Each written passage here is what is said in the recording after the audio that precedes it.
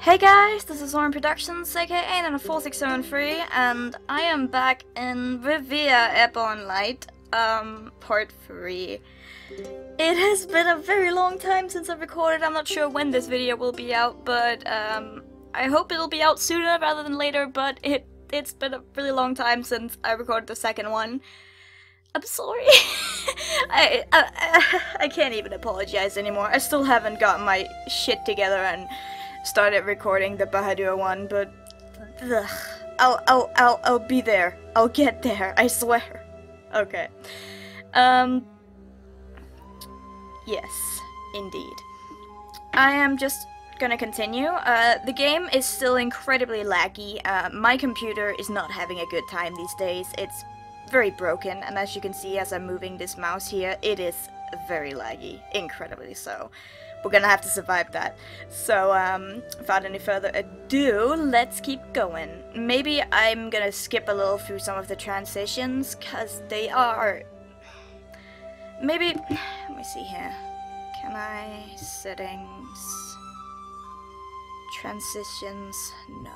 Let's do that, cause maybe that's gonna help. It's gonna be a little more blocky, but hopefully that's gonna help better with the lagging. Okay. I can't remember the voices, but you know. That's life. Hopefully I'm better at reading out loud than I were last time.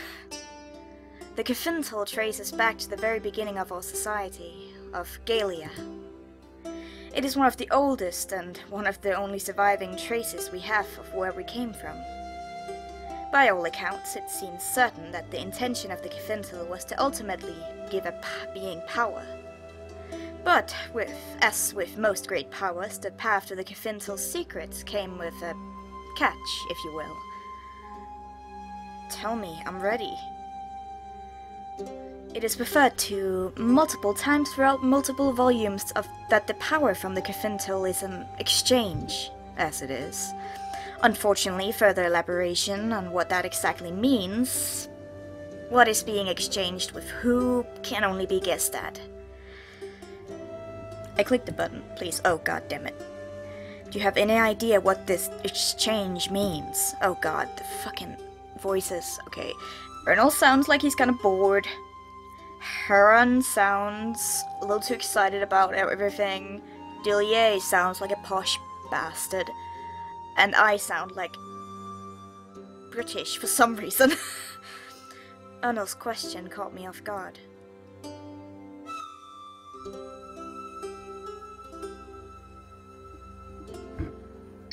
Should probably be honest. I did see something in the mirror. Oh? I was just staring at my reflection, and then something else was there. Like something was changing my face. Changing your face? That sounds disheartening. It was. It was. Like, you can become over British, Nana. Not too much, don't overdo it. It just happened that one time. The Cafintal might have touched your mind, might be making you paranoid, afraid. Fear can do strange things to a person in its own right.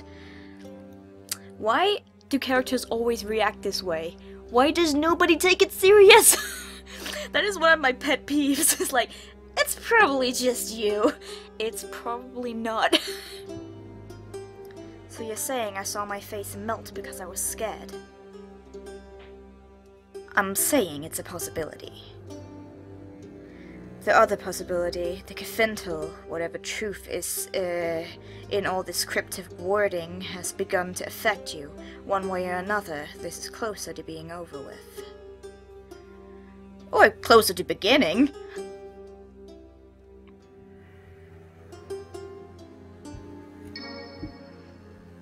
Then so be it. I'm sick of waiting for something terrible to happen. Sensible enough, I would feel the same in your shoes. God damn it, I will get into the voices, I swear. If the Cafintal is making you see strange things, then perhaps it's actually your eyes that are changing. My eyes.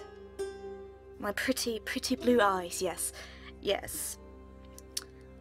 That's the idea. Has your vision improved? Gotten worse?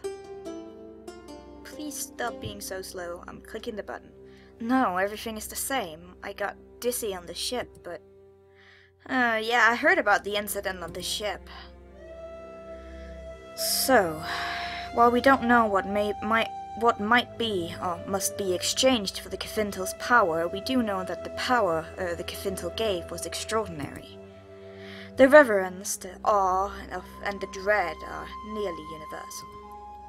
There is something fantastic behind the Cafintal, and it is something that shaped the beginning of our people. Oh God, Skylar. What was your voice? Listen. All of us switch focus to Skylar, who snuck off to look over one of the ancient texts. Let us not be consumed before our task is complete. Let us not step too far into the realm of the... Skylar. I'm trying. I haven't seen this word before. It looks like flame or smoke, but... let me see. I've never seen this before either. How would you say that, Dillier? I stare intently at the two elves, waiting with absolutely no patience for them to continue. Perhaps... Oh, here. There was excitement in Dillier's voice. We are weightless where they are heavy. Heavy? Yes, does that mean something to you? It might. He nods at me slowly and continues to read. We abandoned ourselves and became something new. The best of us can become whole again. And then Skylar took over. But for every heavy fist, another 5 disappear. What?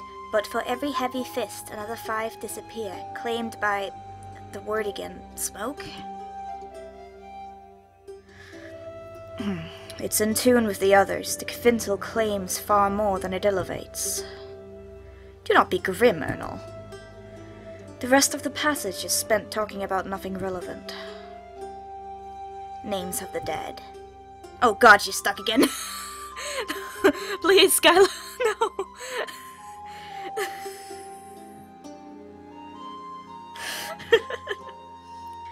Dillier gave Skylar a frightful look. What? She should know. Heron tapped his finger on the pendant he wore. Perhaps the smoke is the madness, all the elves succumbing to smoke, fog, haze, madness. And if the madness was so prevalent among those involved, with the Cafintal, who's to say those who wrote the text themselves were not mad? Whoever wrote this is making up words, isn't he?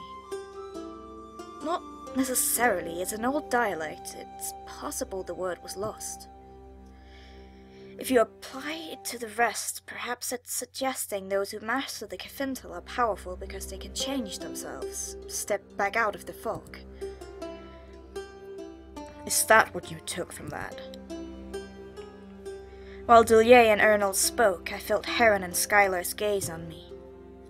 I always go back to my natural voice when narrating. I can't do anything about it.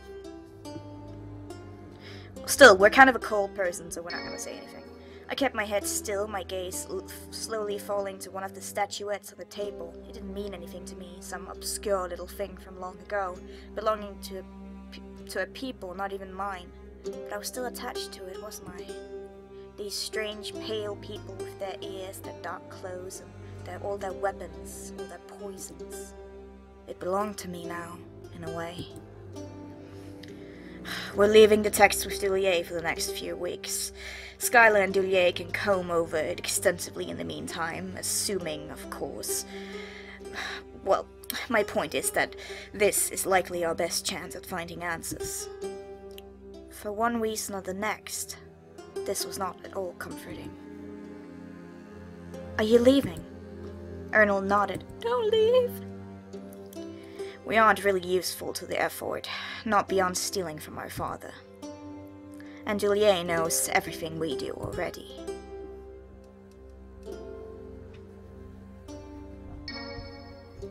Thank you for bringing the texts. You're welcome. I'm so soft on Ernal. It's actually an impossibility not to be nice to him. Like everybody else, I can handle it, but I can't not be nice to him. It is a weakness of mine. Sweet, sweet emo boy. Heron looked considerably more conflicted to leave, but parted with the sincere promise of "I'll be back," coupled with that Matralay word of his. Maybe I'd ask him about it sometime. With the brothers gone, Dulye and Skylar continued their research. They tried to enlighten me on occasion, but their references were obscure, and they seemed to add more pieces to the puzzle. I began to fade, so I returned to my room. My head was feeling heavy, my mind foggy, my body numb. They were all waiting to see what would happen to me, waiting for their own answers. In the middle of the night, there was a light tapping at my window. Is that Heron? It's probably Heron. It's always fucking Heron. When I woke, I found myself atop the blanket of my bed, still wearing the clothes I'd been wearing the evening prior. I rose and moved towards the window, searching for the source of the tapping. Nothing seemed out of the ordinary, nothing that could explain the noise. Strange. I found myself staring at the foggy, dark silhouettes of the city. A thought I had the night before returned to me. There, outside the window was freedom. Perhaps not safety or assurance, but freedom from others making decisions for me. Wait. This music was in both Ren and Bahadur's story. This was from Wilder. But freedom from others making decisions for me, from this immediate hold. Dulye would have me believe that here with him is the only chance I've got. But what does his word count for? If I believed him, I'd stay right here, right where he wants me. But why should I believe him? A city on an island full of strange beings. There really was nowhere to run.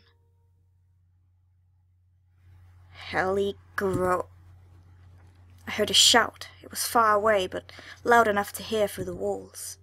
They sounded angry. Rogthus! Whose voice was that? It didn't sound like any of the elves I'd met, but I couldn't be sure, not through the walls.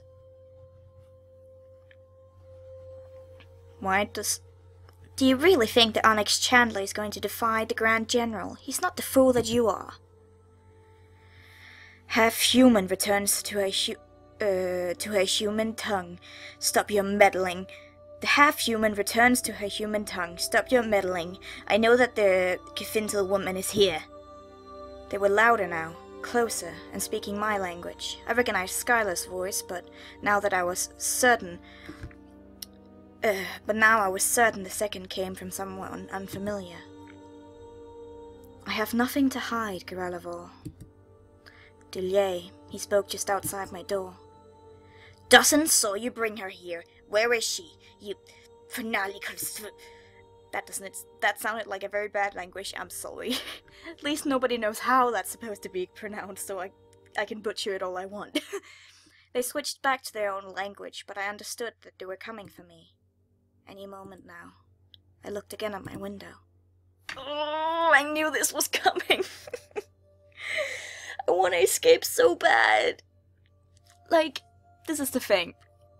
If I were in this situation, I would be out of there ASAP. Even if it wasn't, like, the most logical reason.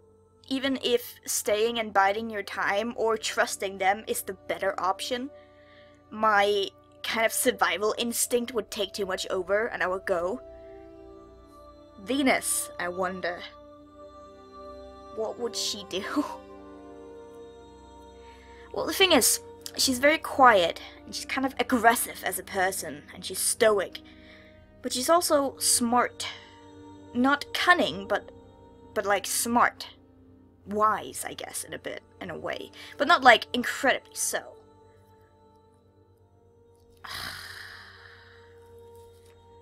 I want to escape, but she would probably stay. Run where? But then she's a lady of action! I'm gonna escape. I can't.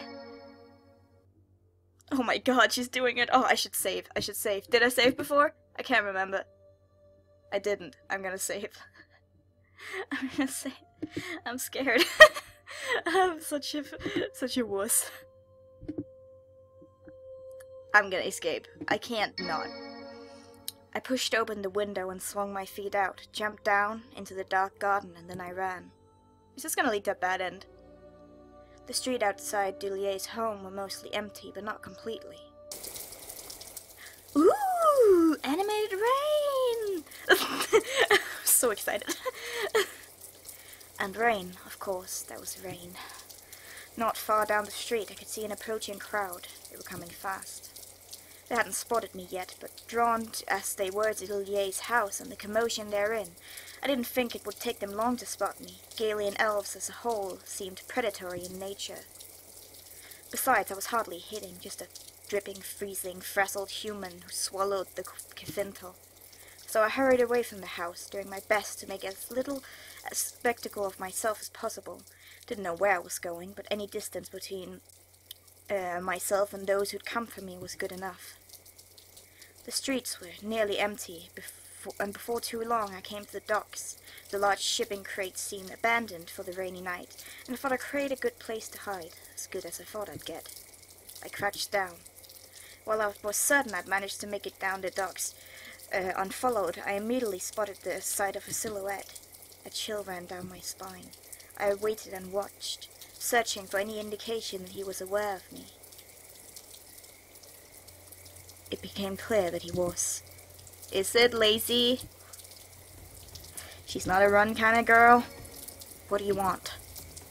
The elf stepped towards me, his face catching light so I could make out his features. He wore a small smile, but said nothing. What do you want? Fear poisoned my voice. In an instant, I was exposed, trembling.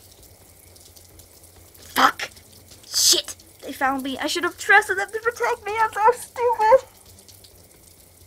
No going back. I need to stop save scumming. My father used to tell me stories about the Cafintal, the way it would change an elf if he was strong, the way it would change him if he were weak. The Cafintal. He knew. This is when you run.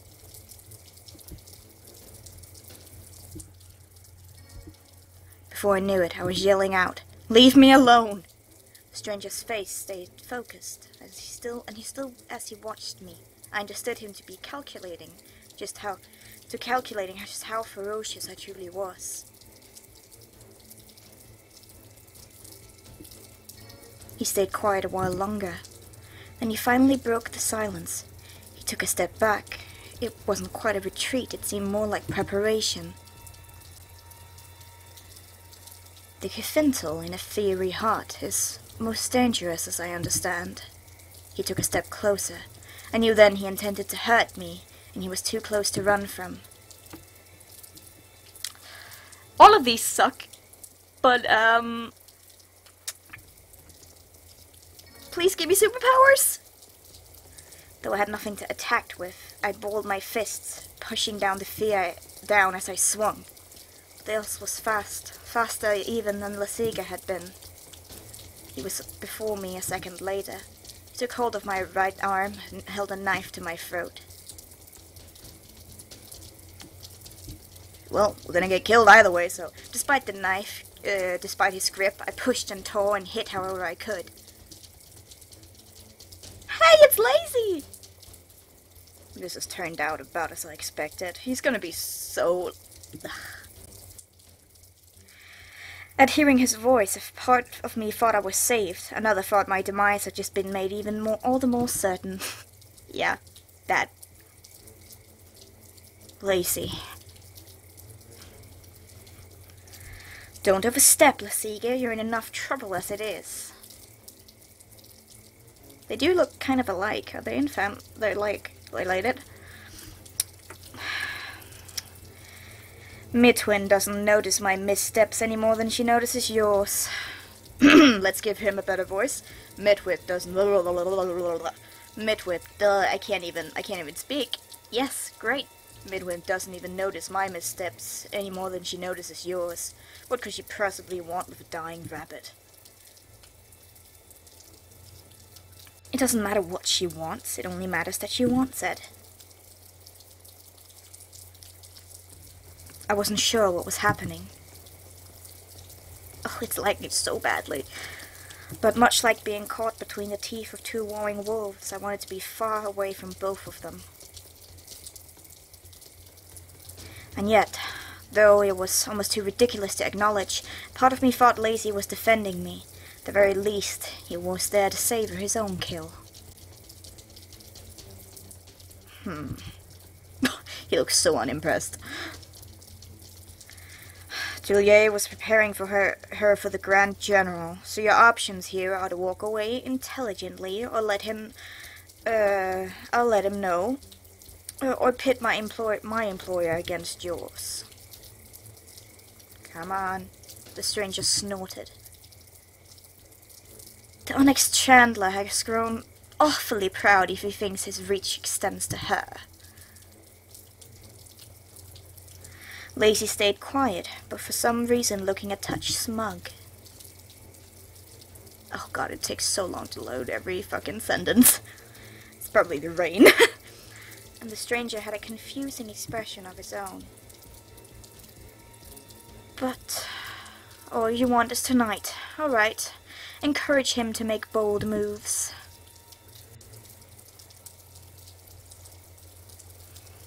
His downfall has been a long time coming. Well, that's ominous. As you say. Lasiga mumbled something in his native language. Probably, idiot, why would you do that? Move.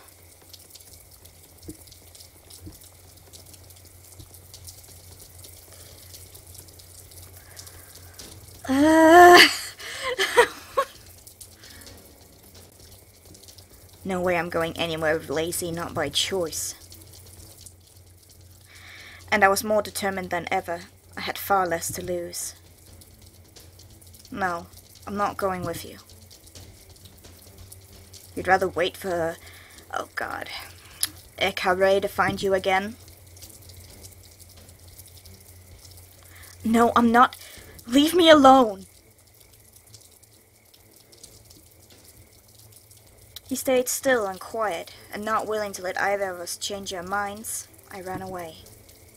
Fuck. P1. All parts of my body throbbed in bruises and burns and stings of thin cuts.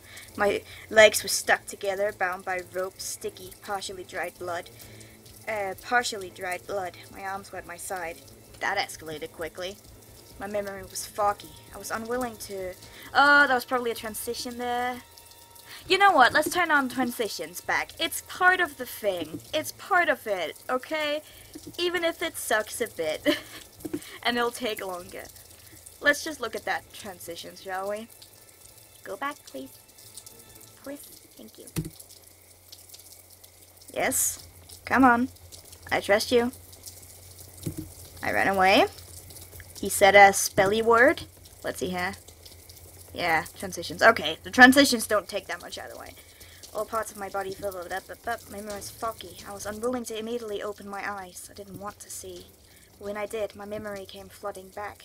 The elf from the docks had rendered me unconscious, but I had a vague memory of being carried and put into a carriage.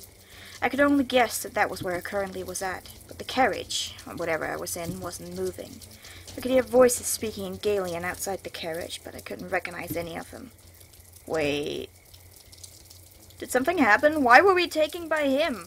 Were we taken by someone else? What is going on? Everything was still a bit foggy. Maybe I'd recognize someone with time. I tried to sit up and realized my wrists were bound at my sides. I sat up and got a better look around. I was alone in the dark on a hard floor. The ropes around my wrists were hastily done, too tight, and trying to wriggle them managed only to make it more painful. I tried to get my eyes to adjust to the darkness, blinking over and over, but it wasn't working. Well, our situation hasn't gotten much better, has it now? We should have just gone with him. I hate making my character so stubborn. Anything to keep busy, to stave off the panic. The Galian conversation outside carried on, completely apathetic to me. I struggled uselessly. I can remember little of how I got here directly, but I could remember the Cafintal, the elves, the alleged doom. I told myself to be brave. Hello? Voices didn't stop, only grew louder, so they expected me to keep yelling and was preparing to talk over me. What's going on? Quiet. His voice was irritated, impatient and stern. Who are you? No response. Despite the pain, I wriggled my wrists back and forth, trying to loosen the hold. Oh good, I caught up to you. Heron! Why are you here? At my grandfather's bidding, of course. I'm glad I made it in time. Nothing is in ash. In ash? Yes, you captured the Cafintal human. I understand the initial skepticism, Lusa, but this isn't one of... Oh, we ran away and we were captured by them like an idiot!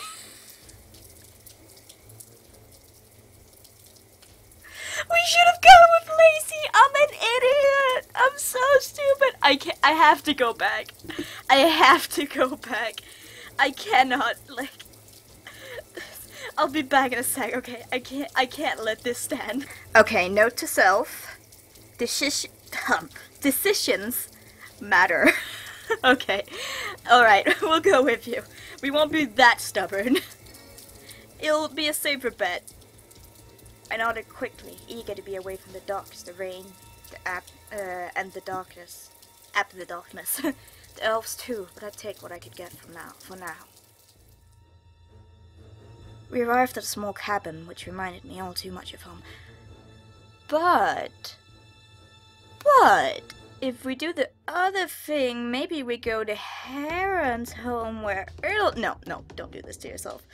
We arrived at a small cabin, which reminded me all too much of home. Lacey deposited me into the cabin and left it without saying a word. I'd begun to settle in little by the time he came back in. They are harpies, but none too close. Harpies. Hadn't I mentioned these woods are infested? Jesus, Dad. These woods are infested. Better count all your toes twice before you tuck yourself in tonight.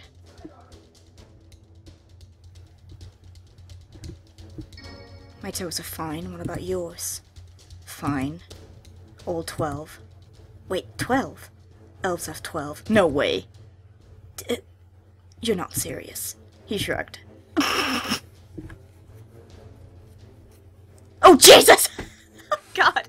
Jump scared by too many characters on screen. I love how Ernal's just doing... Like, everybody has, like, kind of enough space, and then there's just Ernal, like, in the back, like, Hi, I'm still here, hi! Sorry. More elves arrived in a group not very long after that. How are you holding up, Venus? Better than you think. Not really sure how I got away unscathed, but... Delier smiled. Excellent. He's not angry? Galorius, or Grand General, had sent his soldiers out to collect you for execution. He's not pleased with how popular you've become in the Galian rumor wind.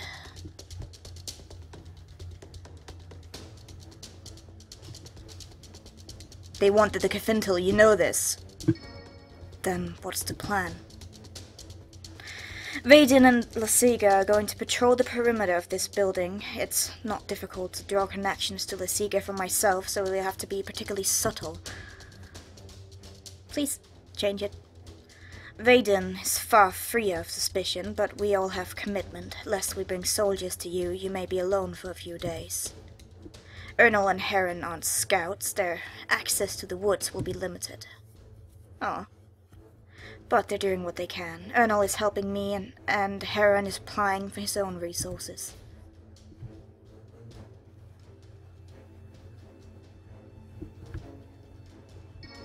I'll be alone, in this cabin. For how long? Not for very long. If this goes on much longer than I expect, we'll find other arrangement for you. We'd have to. God, Vaden, I have no idea what voice I gave you. We'd have to.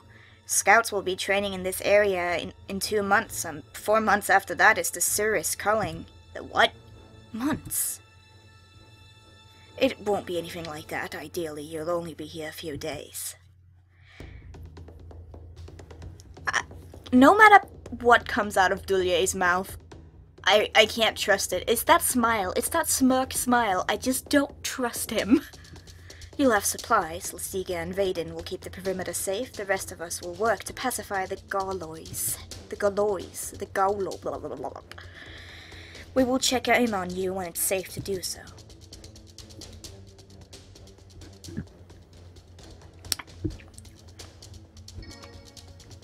And in the meantime, I'm in the dark. I'm just to hope you'll work it out.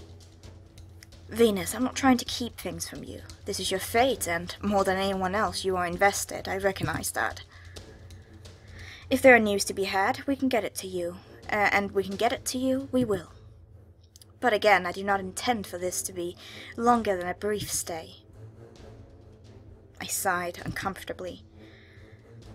I'll see what I can get away with, Venus. It's risky. And unnecessary. Ernal, don't be a dick. But Heron said... Well, something might happen to her while she's alone. Just a blink ago, she was in and out of consciousness. Or so Dulier says. Dulier and your brother, but he's right. Although there was very little we could do for her before. All the same, I think it's... All the same, I think it's worth the risk if you do. That was his voice. He had this voice. I remember. I think it's worth the risk if you do, Venus. Lasiga and Vaden could sneak back with the most discretion.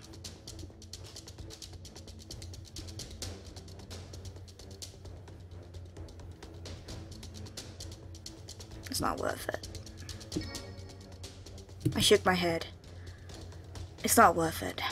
I know things have been a little strange lately, but like Dulier said, there isn't much you could do for me meanwhile. Bringing the people who want to assassinate me straight to my door presents an absolute problem. I agree. Try to keep your spirits up, Venus. We are far from having our backs to the wall. You're going to You're going to change things, you see. You'll see. The elves grew quiet in the dusty, crowded cabin. I stole a few looks around, trying to imagine what I was in for over the next few days. These cabins are so small. Bigger than the hut. So I don't know why I'm laughing. I think it's just like the whole like serious and then just Ernal from like peeking over Lacey's shoulder like, these cabins are really small. Bigger than the hut Vanya and I shared. And big enough for the elves to split into 2 groups. Lacey and Vaden on one side, Dulier, Heron, and Ernal on the other. Oh, Jesus. They just scooted. The scouts were talking about the perimeter of the forest, and the other 3 seemed to be discussing strategies for outmaneuvering the general. All of them, save Lacey, who would breach into Gaelian every few words, were speaking my language. I understood this to be for my benefit. Ooh. If you didn't know who I was trying to get with already. No. His attention shifted to me, over to me in surprise. After a brief hesitation, he stepped away from Dulier and Heron and approached me. Ooh, damn, we're close. You know, when we left Dulier's house, we was scrambling to find you. Lasiga managed to get to you first, but do you know who that other elf was? The one who cornered you on the docks. Ankare? Asare?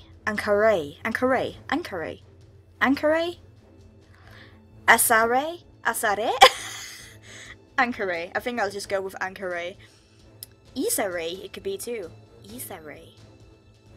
I like that. Isare. An assassin. This is a mess.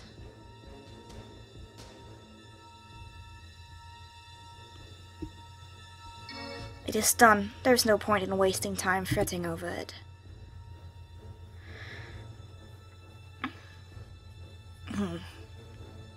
No point beyond acknowledging reality and trying to learn from experiences before it catches up with you in the future. Let me just see what the other options do. I'm a safe scum. I know it. This is more than a mess. This is a complete nightmare. Oh, his face went kind of soft. We're all in this together. On the other hand, consider that all of us here seem to be in accord. And I'm still alive. Something's working. He peered at me in silence, as though trying to understand something that has thus far confounded him. We'll see if your confidence is warranted. It seems to me he thought I knew something he didn't, or at least suspected it. It's very dangerous out here, but if you fortify the cabin when we leave and you keep quiet and out of sight... And as you said, we have this assembly of people, in addition to Kelly, I remember, Kelly, to Kelly's aid. You'll have a fighting chance, at least.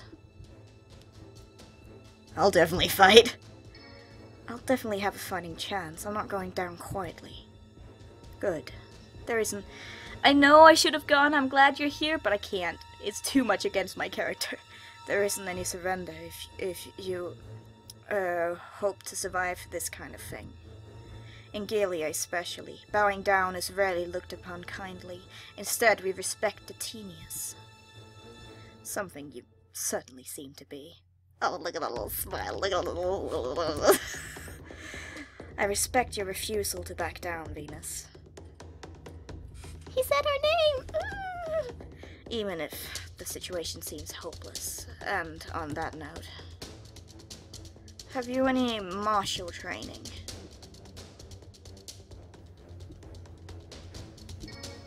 Not in the sense I expect you're talking about. I've never held a real weapon in my hands or had an instructor or anything, but I've never let that stop me in the past. You've been in fights before. Fist fights. It's a start, I think. The will is there. I'm gonna get some tea, sorry. These hour videos are quite tough on the throat. Ah, Jesus. That was really tough to open. Come on, tea, I know you're in there. Ah, there we go. And a sip. Ah. Perhaps, if we see this part of your struggle through, some formal training down the line will be in order. I would very much like that. Yes, I think I would like that. He nodded, then watched me in silence with a curious expression on his face. I felt as though I was being assessed, so I stood tall. I'll let you get back to your conversation. Yes, that's probably for the best. Those two make questionable decisions sometimes. He stole another glance at Heron and Dulier, then looked back at me. Keep your wits about you. We'll be back for you soon. I want to talk to them all, but I don't want to be here forever, so I'll say that's fine.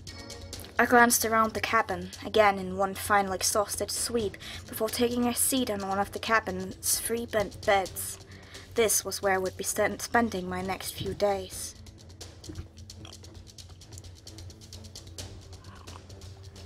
After the elves left, I did my best to get comfortable. I couldn't help but notice the similarities to the cabin I grew up in. Helpfully stark differences kept the illusion from completely taking hold. The wooden plank keeping the door locked from the inside was a particular comfort that Vanya and I never had. Never really had anything to fear from anything that could open doors. I was again and again astounded by how well armed the abandoned cabin was. The more I dug around, the more weapons I found. In addition to 3 old swords and a stringless bow, there were a cache including an axe, a small blade, a rope, and a bowstring. I put the axe under the makeshift mattress I'd assembled and kept the blade with me at all times. As elves had suggested, I remained as quiet as I could, but it was difficult to remain quiet for what felt like days. The cabin had no windows, only slits in the walls covered by metal. I wasn't completely sure what they were for, but I got it in my head that they were designed for shooting arrows through. I tried to peel back the metal ones, but it was such a loud noise I thought better of it immediately.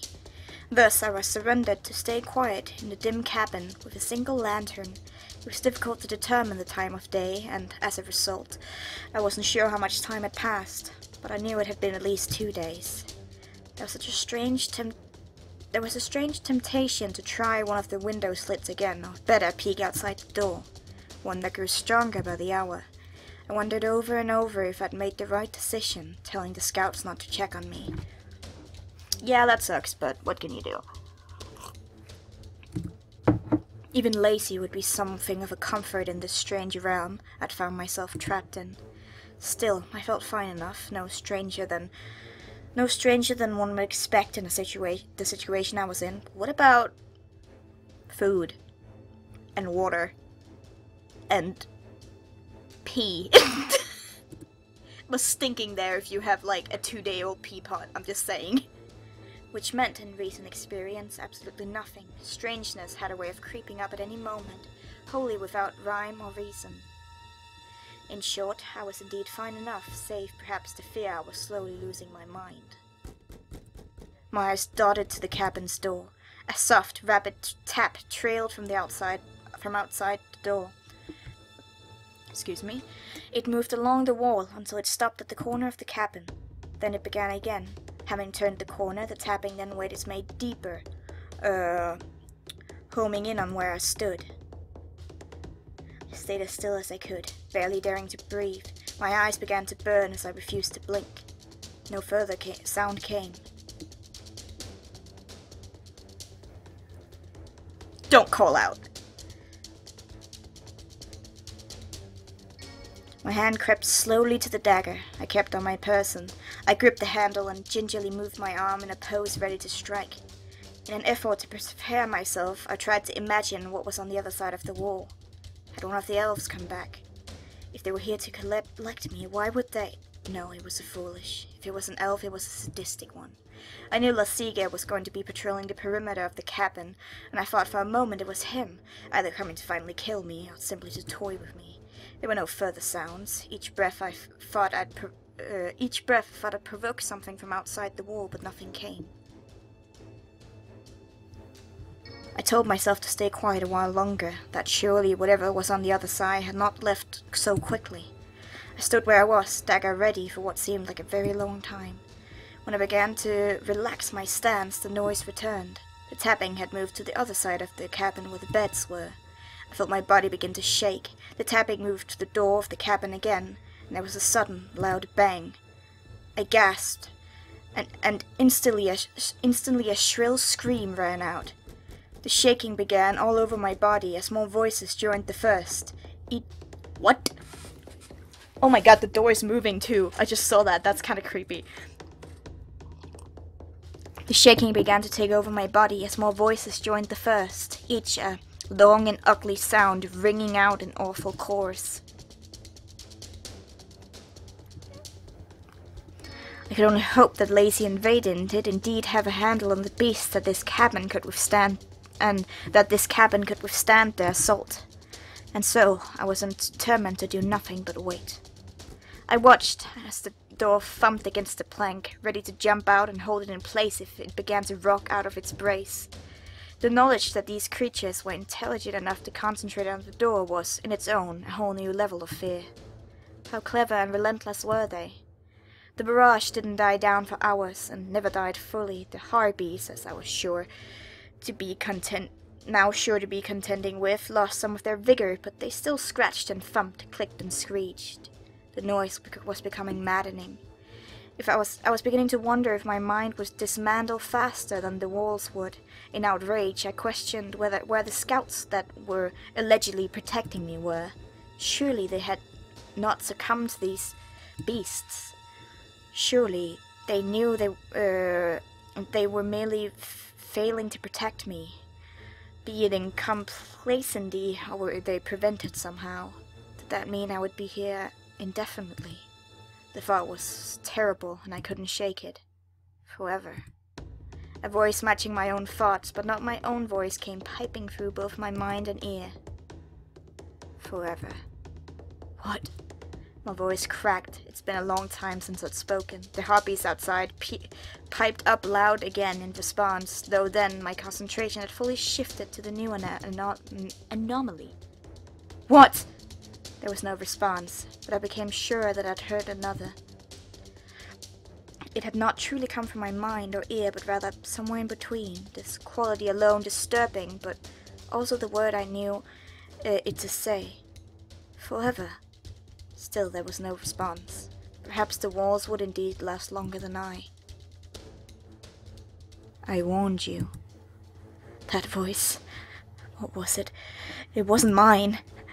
When I heard knocking on the cabin door, I sat up straight. It was not the same tapping from before. There was a harsh push against the door that seemed to rock the whole cabin, followed by a quiet whisper. Venus! Vaden? Shh, let me in.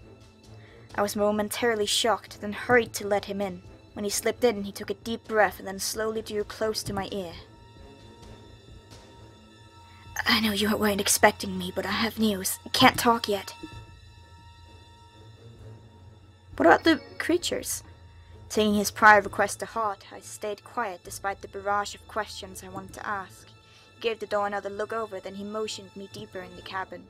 We both stayed quiet for a long time, his eyes fixed on the front door with an intense sort of focus that did nothing for my nerves.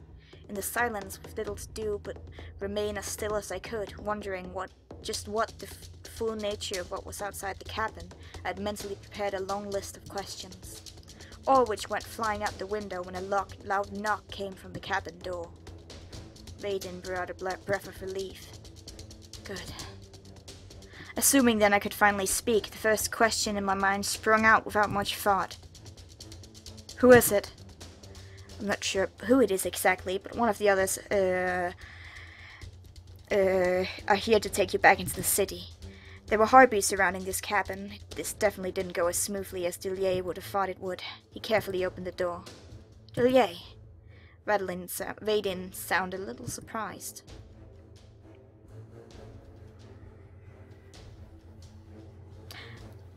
Was it that gonna be the one I had the most points with of the elves? Oh, whatever. You're very dependable. You're a very dependable elf in situations like these, aren't you, Vaden? I appreciate it. I didn't do it for you. All the same. You didn't come alone, did you? Sorry. I'm such a fucking fangirl. I don't know what's coming over me. Stop it. Stop it. He didn't come alone. Hello, Heron. He certainly didn't, as futile and free as ever. Yay! It's Callie! She's probably my favorite character so far. Oh, shut up. We all know who put the legwork in here. Commander. It's Venus, and in one piece. That does warm a cold heart. When they told me they were keeping you out here, I thought they all lost their minds. It obviously worked out. Are you alright, Vaden? Yes, it was a little too close for comfort, that's all. I'm glad Venus is okay.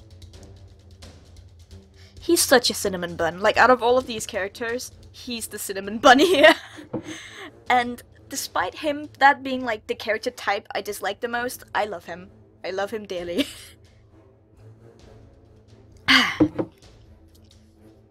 The way is clear. We shouldn't talk here. They regroup in short time.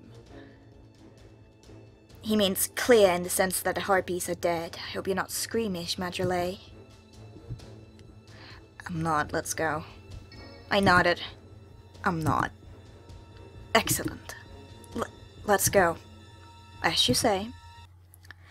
By the time we arrived back in the city, the sun had already set. Though, in truth, the day had been so gloomy and overcast, the difference was subtle at best. Vaden had some sort of night patrol. He parted ways with us as soon as we entered the city. The commander said something about not being seen with us and took her leave. They hadn't been lying about the gore. I wasn't afforded any time to examine the mangled remains as we moved fast, but what I'd seen left an impression.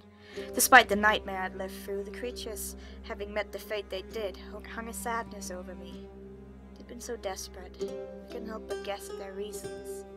Hungry?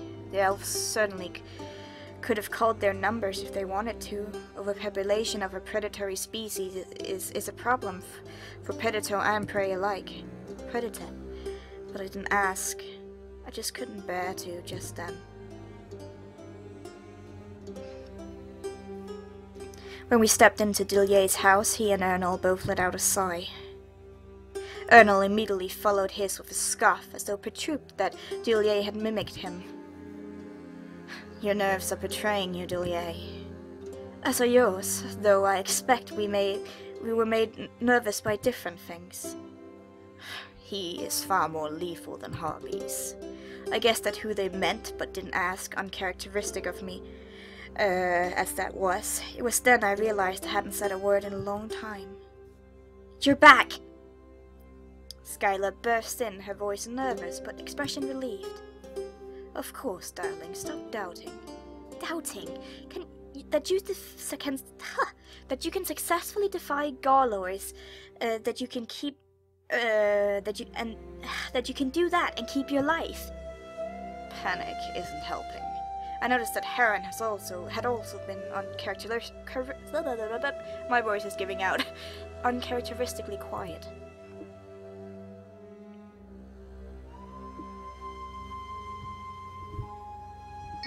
Tell me what's going on. Golois has agreed to temporarily stay his hand.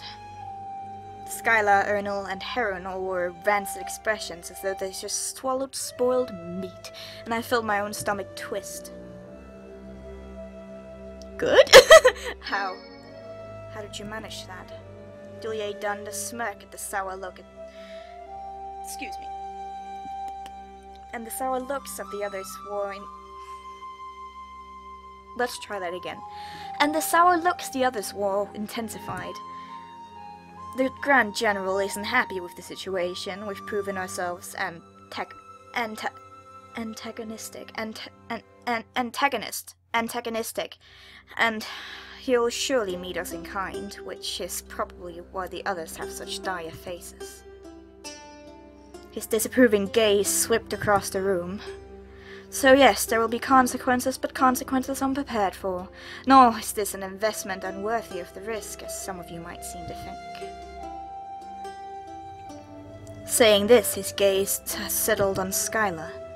Not a risk, a certainty. You will pay for this. Likely we all will.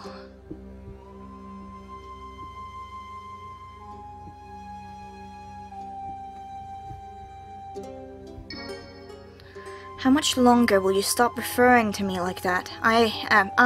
Myself, I am not your Cafintal. I am a person. A person who's carrying the Cafintal inside her.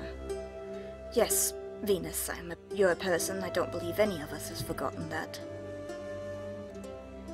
She's right. You look past her, not at her.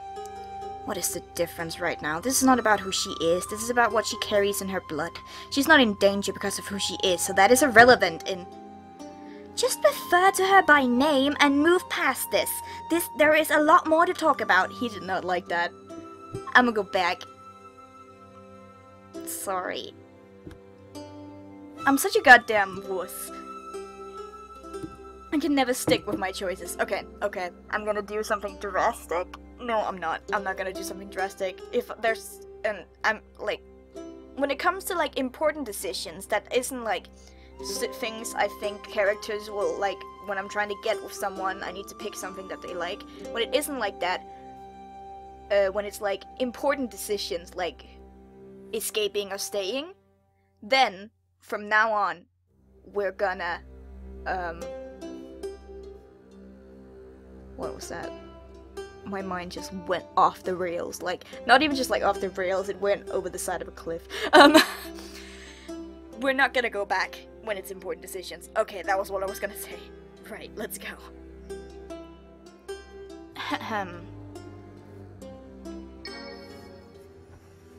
What is he talking about, Dulier? Don't be concerned, Venus. Nope. Tell me. I spoke stubbornly, and Dulier's expression softened. It is unwisely to so openly move against Gaulois. All these words, man. One can go decades skirting the shadows of defiance, but crossing boldly into it draws a hard, heavy hand. As I said, I am prepared. I expect Garloils is not surprised by my actions. Garloils, fucking name, seems ready to meet any who challenge him, and it is no surprise those who may challenge him are, but he prefers to wait for others to make the first move. I'm gonna take a sip.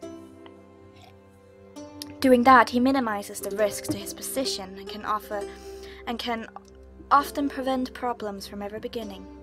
And so, now I have made the move, so to speak, all is fair. Or, talking of it is a waste of time. It will be all moot if you and I prove the power. All moot if you and I prove the power of the Cafintal. I feel a weight being strapped to me. There was certainly justice in his fate being tied to mine, but still, I felt the burden of protecting him. Dulier smiled briefly. Your concern, however, is appreciated. Garloils, why do I say loyal? It's not Dr. Loyal. They're not wearing pink, I think. I hope not. Garloils agreed to stay the order of execution by 12 days. Bear in mind, Garlois does not always keep his word.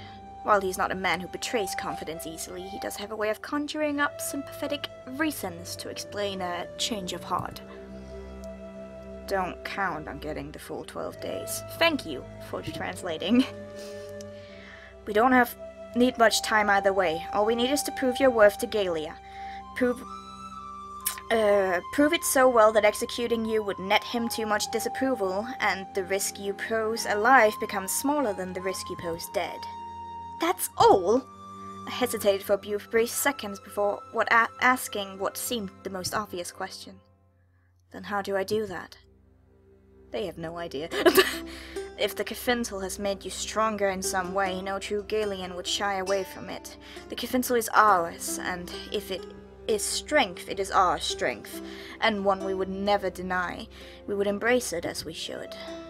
But if you're not strong enough to draw respect from the most brutal of us, there are less grandiose and really smarter ways about going about this.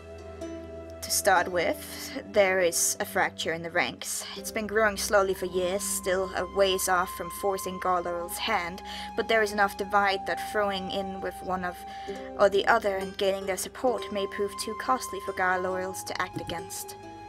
You see, Madrelay, we are far from the only ones to move against him. The struggle would be convincing them to quickly throw in their weight, when so far all their actions have been very careful and very slow. There's also my father. Ernal scoffed loudly. It seems we have options, Venus. Heron suggests you pursue the divide in the forces, or go to his father. Ernal suggests going directly to the people at large. There's another option as well, a particularly bold one. I'd be a fool not to hear all the options, wouldn't I? There's a reason Garloils want to snuff you out, something about the Cafintal that threatens him. If it was simply a matter of pride or principle, I think we would have avoided this entirely, but something about you threatens him. It's probably my good looks and beautiful blue eyes. If we discover what it is he's afraid of, we can use it as leverage. Leverage? Like threatening him? If that is how you prefer to go about it. Ernal thinks you need to woo a city, but I say you only need to manipulate one man. It's up to you to decide. You're letting me decide. Yes, don't you want to? Of Of course I do. This is my fate, isn't it? My life in the end. Yes, I want to decide. I wish I could give you more time to consider the options, but time is not a friend. What do you say? I'm gonna end the episode here, that's what I say. Let's plunk a save in real quick. The story is going somewhere, albeit slowly. It is a very slow pace so far, but I am enjoying it. Looking forward to it taking just a little bit more pace, but other than that, it's nice, it's really cool, and I'm looking forward to more. And with that, I will see you guys in the next video, or whatever I make. Bye!